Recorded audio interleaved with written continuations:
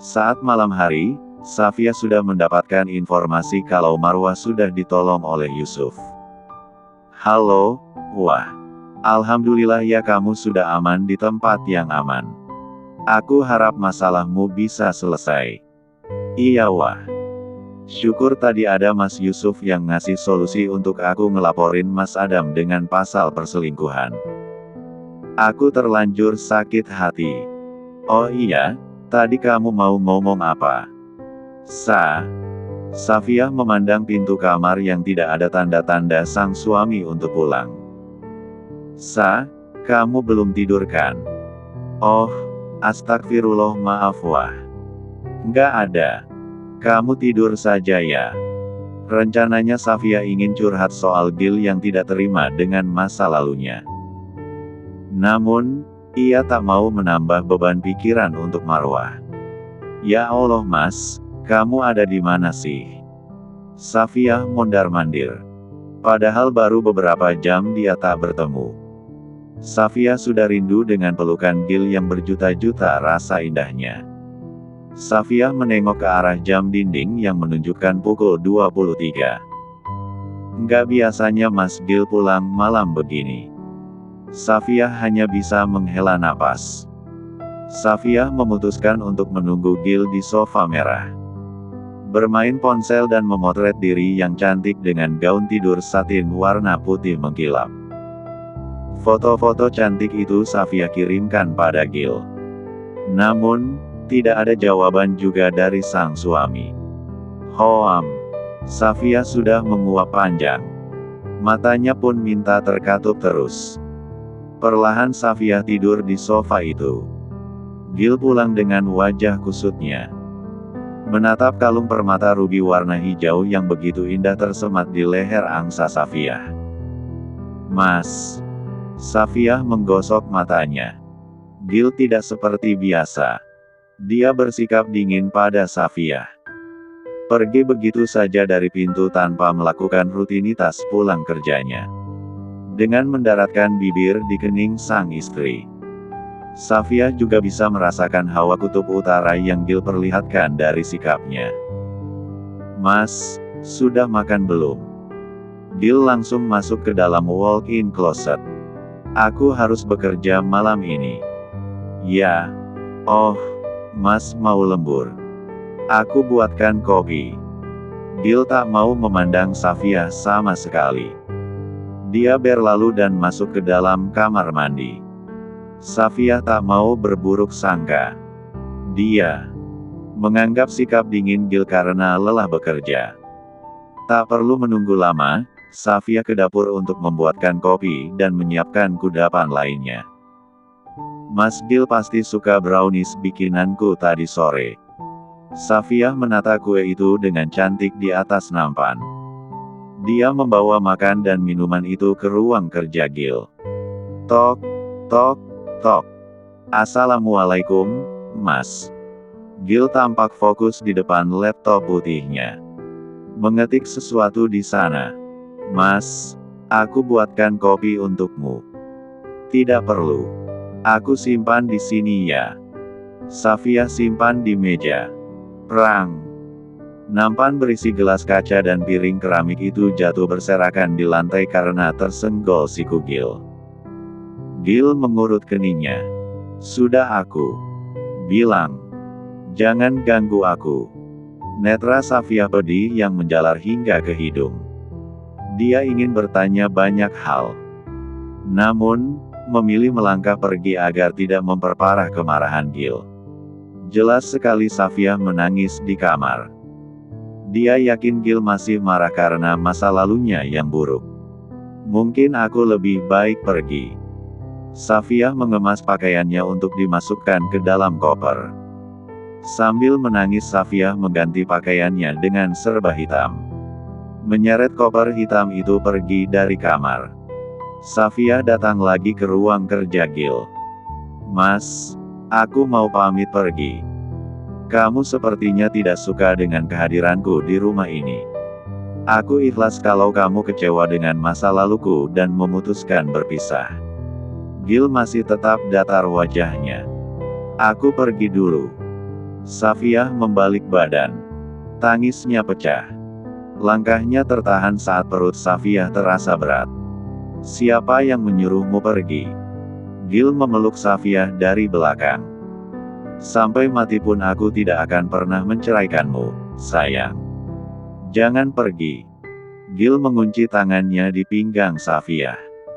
Aku akan membenci diriku sendiri karena tidak bisa menahanmu tetap di sisiku. Safiyah mengulum senyum. Mata bulatnya kembali bersinar. Satu hal yang paling menghiburnya adalah Gil tidak kehabisan kalimat romantis. Terus kenapa kamu bersikap dingin seperti tadi, Mas? Safiyah sulit keluar dari dekapan tangan Gil. Gil menghadap Safiyah. Memeluknya begitu erat. Ini semua karena ulah peneror itu. Safiyah mendongak. Peneror. Dia sedang membuatku marah karena mulai mengusik perusahaan. Gil membawa Safiyah duduk di sofa coklat dekat rak buku. Gil tak membiarkan tangannya menganggur. Ia terus merangkul Safiyah. Berada dalam dekapannya. Seolah tak ingin wanita itu pergi. Safiyah mendongak kembali. Siapa dia, Mas? Apa dia ada hubungannya denganku?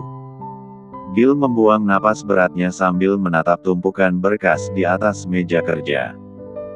Maaf sayang. Gil mendaratkan bibirnya begitu lama di pipi Safiyah. Aku membawa masalah kantor sampai ke rumah. Jadi bukan karena masalah kamu tidak menerima masa laluku yang buruk. Gil mengelus kepala Safiyah. Siapa yang tidak punya masa lalu, sayang? Gak ada manusia yang suci yang seperti Rasulullah, dadanya dibelah sebelum menerima wahyu kenabian. Otot wajah Safiyah tertarik. Kamu sekarang banyak berubah ya. Itu berkat aku membaca sirah nabawiyah kamu. Gil menyentuh hidung sang istri. Tadi aku benar-benar emosi. Semua rencana kacau karena aku harus mengaudit tim administrasi garmen. Produksi terhambat. Perusahaan rugi besar. Ya Allah. Sabar Mas, tapi kamu kok kayak marah sama aku. Sistem di pabrik garmen dihack. Kamu tahu apa yang muncul di setiap komputernya? Gil melepaskan dekapan itu. Dia mengambil ponsel dan menunjukkan tulisan di komputer itu. Lepaskan Safiyah. Astagfirullah. Safiyah menutup mulut dengan tangannya. Siapa yang sudah melakukan ini, Mas? Demi Allah aku nggak ada dekat dengan lelaki manapun. Gil kembali duduk di samping Safiyah. Menatap wanita bergamis hitam itu. Itu yang aku pusingkan sampai saat ini. Orang-orangku belum bisa melacak siapa dia sebenarnya. Tampaknya dia bukan hacker biasa. Safiyah memandang Gil yang rambutnya tak sempat dikeringkan. Bahkan kaos putihnya terbalik karena masalah perusahaan. Ya Allah, Mas. Berat banget ya ujian. Untuk orang yang menikah karena menikah adalah ibadah terpanjang dalam hidup. Setan dan iblis benci itu. Karena apa sah? Setan dan iblis benci pernikahan manusia. Menikah itu semua isinya adalah ibadah. Safiyah mencium punggung tangan suaminya. Mencium tangan suami saja ganjarannya setara dengan mencium Hajar Aswad. Gil mulai bisa menerbitkan senyum dengan perlakuan manis Safiyah. Terus tidur bersama suami saja seperti salat di depan Ka'bah, lalu saat hamil seperti mendapatkan puasa di siang hari dan tahajud di malam hari. Gil paling suka dengan kalimat menenangkan dari sang istri. Bagaimana bisa dia melepaskan bidadari surga yang begitu menenangkan bila dipandang dan hatinya juga terpancar kebaikan. Maafkan, aku sayang. Gil membawa Safiyah untuk terbenam dalam pelukannya. Karena inilah aku mencintaimu. Aku ingin menjalani ibadah terpanjangku denganmu. Aku tahu kadang lepas kendali, tapi tolong jangan pernah minta pisah. Safiyah memejamkan mata meresapi setiap belayan tangan Gil di kepalanya. Insya Allah Mas. Kita harus berusaha keras untuk melewati ujian pernikahan ini. Gil kini merasa lebih baik dan tenang dalam menghadapi masalahnya. Ia membiarkan Safia tidur di sofa ruang kerja. Sementara dia menuntaskan pekerjaannya, Yusuf membaca pesan dari Marwah. Marwah, terima kasih Mas Yusuf. Berkat saranmu, aku sekarang sudah mulai bisa mengurus perceraianku. Aku tidak bisa membayar jasamu dengan harta kecuali doa. Semoga Allah memudahkan segala urusanmu. Yusuf tersenyum. Alhamdulillah. Syukurlah dia sudah bisa tersenyum. Saat menatap Marwah sedih, Yusuf merasakan apa yang dirasakannya. Yusuf mengenakan jas hitamnya, melangkah keluar kamar untuk sarapan di rumah orang tuanya. Kedua orang tuanya kompak memandang putra mereka. Nak, kapan kamu menikah? Umi loh sudah ingin menimang cucu. Kamu itu anak tunggal kami. Umurmu juga sudah semakin tua. Yusuf melirik arloji mahalnya di pergelangan sebelah kiri. Dia tahu pasti akan ditagih kapan menikah. Suf, Abi juga sudah tua. Kapan lagi kamu akan menikah? Nak, kamu tahu apa ketakutan terbesar orang tua? Saat anaknya belum menikah, tapi kami lebih dulu meninggal dunia. Umi hanya tidak ingin kamu mati kesepian dengan kondisi tua bangka. Uhuk. Uhuk. Yusuf tersedak. Nah, itu lihatlah. Kamu sudah mulai tua. Sakit-sakitan begitu. Siapa yang mengurus kamu nanti kalau kamu tidak menikah? Sang ibu duduk di samping anaknya. Ingat nak, Rasulullah juga bilang, kamu bukan bagian dari golongannya kalau tidak menikah. Yusuf seakan tidak diberi waktu untuk menyangkal semua ucapan orang tuanya. Nak, Umi kenalkan ia sama beberapa gadis. Nggak usah Umi. Kamu suka yang seperti apa? Aku suka janda. Uhuk, uhuk. Sang ayah tersedak dan memegang dadanya. Astagfirullah, Yusuf. Kamu sengaja bikin Abi jantungan. Yusuf mesem-mesem. Dia puas menjahili ayahnya. Bagaimana dengan si Safia? Kamu bilang tertarik padanya. Apa belum bisa juga kamu mendapatkannya?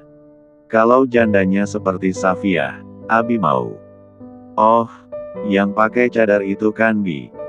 Yang matanya indah itu? Iya Mi. Itu loh sekretarisnya Pak Gil. Kalau jandanya seperti itu si Umi juga merestui. Yusuf meneguk lagi kopi hangatnya. Sayangnya dia belum jadi janda. Loh bukannya dia bilang suaminya sudah mati. Itu dulu, tapi sekarang suaminya hidup di dalam hatinya. Kedua orang tuanya saling tatap. Maksudmu, nak? Sang ibu memicing. Elgil Natanio itu suami Safia. Kedua orang tuanya saling pandang lagi. Ah yang benar kamu. Anak yang dikandung Safia adalah anak Gil. Suasana di meja makan itu langsung hening. Oh berarti kamu kalah dari si CEO itu. Ya sudah masih banyak wanita lain. Umi juga bisa carikan kamu gadis yang bercadar seperti Safia. Tidak perlu, Mi. Kalau kamu mau yang janda juga Umi bisa carikan. Yusuf menarik napas dalam-dalam. Aku harus ke kantor dulu. Yusuf Umi belum selesai bicara. Umi akan bawakan banyak foto gadis yang bisa kamu pilih. Kamu harus ta'aruf dengan mereka. Kalau kamu suka janda, nanti Umi pilihkan yang janda semuanya. Yusuf seolah tak peduli. Dia berjalan cepat untuk meninggalkan ruang makan bernuansa Timur Tengah itu. Safia menjalankan kewajibannya sebagai seorang istri dengan sepenuh hati. Dia ingin memastikan sang suami merasa kehadirannya selalu di saat susah dan senang. Mas, bangun. Safia bangun lebih dulu. Memijat pundak lalu kepala sang suami. Kamu gak ke kantor hari ini?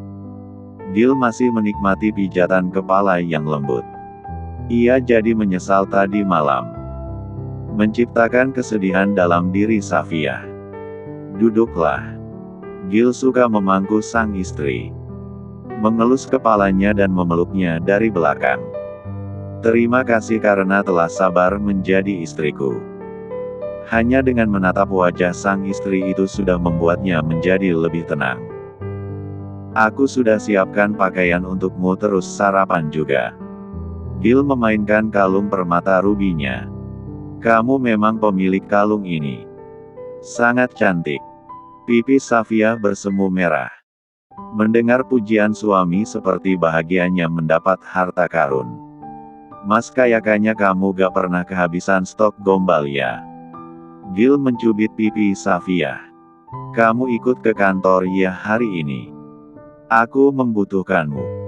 Tapi aku mau temenin Marwah. Kasian dia mau ngurus surat cerainya.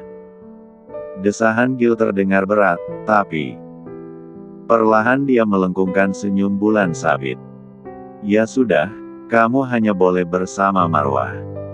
Awas saja kalau kamu bohong atau malah ketemu dengan pria lain. Nggak mungkin lah mas.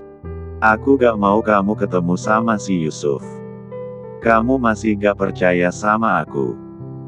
Bukan gak percaya, tapi aku takut kamu berubah pikiran lalu mencintainya. Safia tersenyum. Itu nggak mungkin lah mas. Gil lebih tenang dengan jawaban Safia. Dia perlahan melangkah pergi untuk bersiap pergi ke kantor. Safia juga sudah mulai bersiap untuk bertemu Marwah. Sekitar 1 jam setelah Safia mengantar Gil untuk pergi kerja, dia baru bisa pergi meninggalkan rumah dengan tenang. Marwah lebih banyak melamun. Dia tidak akan bisa ceria selagi masalah itu belum selesai.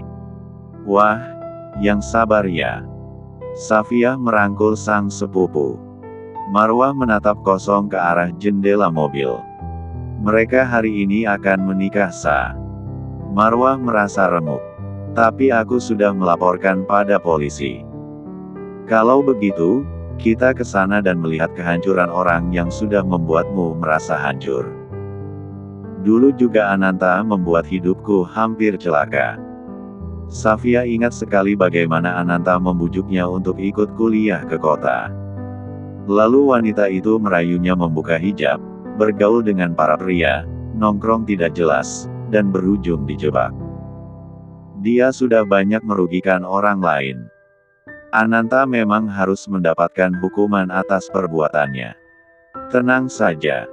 Dia akan meringkuk di penjara. Untung saja ada pasal yang bisa menjerat orang yang melakukan perselingkuhan. Aku harap mereka berubah. Safia jadi kepikiran dengan peneror yang sangat mengenal masa lalunya. Kenapa sah? Ada orang yang mengancam Mas Gil. Dia ingin aku pisah dengan suamiku. Bahkan dia punya video masa laluku. Kamu curiga sama Ananta. Dia saja baru tahu aku menikah dengan Mas Gil. Oh, apa kamu curiga orang itu ada di antara teman masa lalumu? Safia menyipitkan mata. Aku masih kurang pasti, tapi aku curiga dengan beberapa orang. Safia harap kecurigaannya itu salah. Ia hanya berharap pernikahannya dilindungi oleh Allah. Mobil Alphard itu berhenti di sebuah gedung yang menjadi tempat pernikahan antara Ananta dan Adam. Kamu harus kuat, wah. Insya Allah kebaikan akan selalu menang. Jangan takut apapun selagi kamu berada di jalan yang benar. Marwah mengangguk. Suara sirene mobil polisi juga berkumandang di sana. Ijab kabul yang seharusnya terjadi sontak terhenti. Berhenti. Marwah memekik saat tiba di gedung yang banyak dihadiri oleh keluarga kedua belah pihak. Aku tidak mengizinkan pernikahan ini terjadi. Aku istri pertamanya. Tangan Marwah dingin dan gemetar. Safia menggenggam tangannya. Dia tahu bagaimana berempati sebagai seorang perempuan.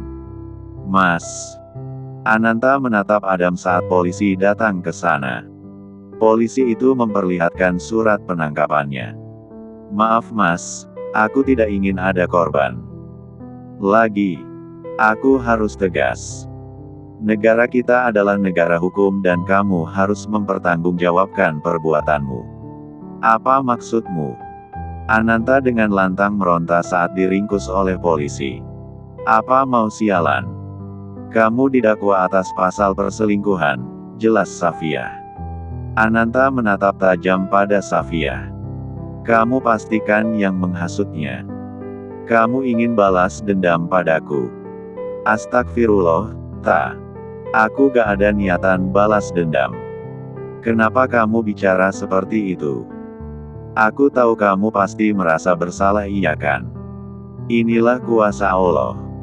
Cepat atau lambat kamu akan menuai perbuatanmu, balas Safia. Lapas. Ananta meronta. Aku tidak mau dipenjara. Kebaya putih milik Ananta robek. Adam berhenti di hadapan Marwah. Sayang, aku mohon maafkan aku. Maafmu sudah terlambat, Mas. Aku tidak bisa mentoleransi perbuatanmu. Rasanya sangat menyakitkan. Aku ingin menjadi warga negara yang taat hukum. Kamu berhak mendapatkan hukuman penjara karena berselingkuh. Marwah, maafkan aku. Dengan begini kita impas, Mas. Kamu memberiku rasa sakit dan kamu juga mendapatkan rasa sakit di penjara sana. Aku akan menuntut talak 3. Aku tidak bisa mentoleransi perselingkuhan itu. Marwah membalik badan dan pergi dari tempat ijab kabul itu. Suasana di dalam ruangan riuh. Suara teriakan dan tangisan menggema. Marwah sudah lebih lega karena apa yang dirasakan sangat menyakitkan. Tidak ada lagi cinta setelah Adam memperlihatkan tabiat buruknya. Dulu betapa susahnya Adam meminta restu, tapi setelah mendapatkan cinta Marwah, dia menyia-nyiakannya.